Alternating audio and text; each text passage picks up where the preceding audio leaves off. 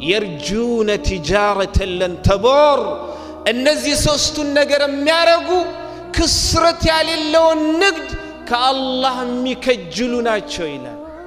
ለማለት የተፈለገው ለአላህ ብለህ የምትሰጠው የትም ጊዜህ ሊሆን ይችላል ገንዘብህ ሊሆን ይችላል ህይወት ሊሆን ይችላል والله ክስረት የለው ለምንድን እخواني 30 ደቂቃ 20 ደቂቃ ሲቀረው ወደ ሰላት ማለት ነው ጁምዓ ሰላትን እንመጣው 1 ሰዓት 2 ሰዓት አስቀድመን ስራችንን አቁመን ይህ ማለት የተከበረ ቀን ነው በጊዜ ገብቼ ቁርአንን መቅራት አለብኝ አላህን መዘከር አለብኝ ብለን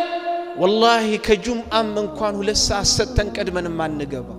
እኔ የሚገርመኝ እንደዛ እንኳን 30 እና 20 ደቂቃ ማለት ነው ሲቀረው ጁምዓ መተን ከሰላት በኋላ እንኳን ጊዜ ያለን ቁጭ ብለን አላህን መዘከር አንችልም ልክ ማለት ነው ውጡ የተባለን ይመስል ግር ብለን ነው የምንወጣው 10 ደቂቃ ቁጭ ብለን